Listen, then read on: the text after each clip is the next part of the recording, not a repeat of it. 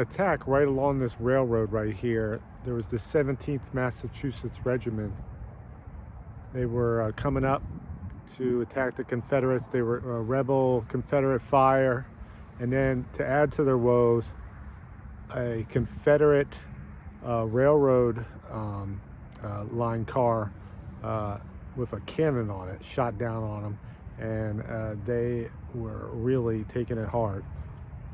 There's a flag in the Civil War Museum in Kinston that kind of talks to that engagement a little bit more, and that regiment.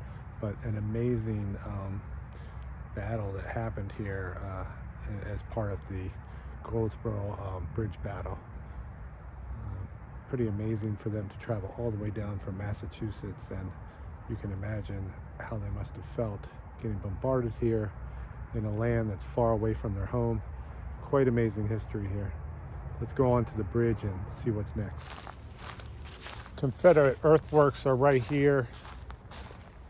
They were defending against the Union troops coming from this way, and the bridge is going to be down here where we're walking.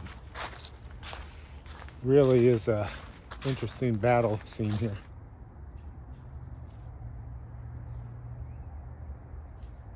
The Union forces were able to assault the bridge and burn it down. Once the fire was set on the bridge from the Union troops, they fired upon it. The Confederates could not stop them. And then as they were departing the bridge, they were able to tear up some of the railroad track to further impede the Confederates from getting supplies from Wilmington and the coast, which was part of the strategy of the Union troops to basically cut off all their lines of supply. And that was a long line of supply, anaconda move that they were doing all the way from over in Missouri, wrapping around Texas area, and then weaving its way across to Louisiana and up along the coast.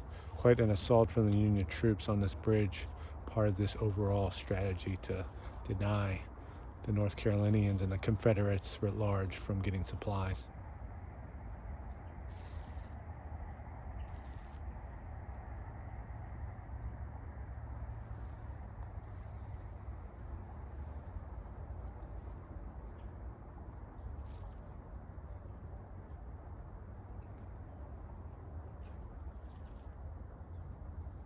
And in the Confederates' retreat at this bridge behind me there, they did actually leave behind a good number of troops, which were taken and captured by the Union forces.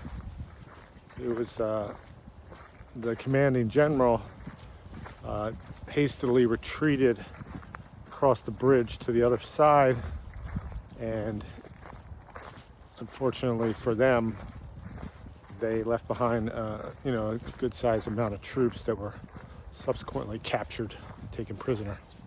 So it was quite an interesting battle. This was Foster's raid, kind of the culmination of him leaving from New Bern, going through Kinston and to Whitehall, and finally reaching Goldsboro to destroy the bridge. Now, the Confederates did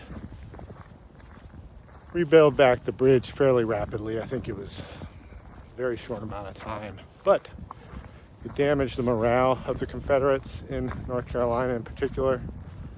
And this was also kind of a symbol of things more to come as the war dragged on.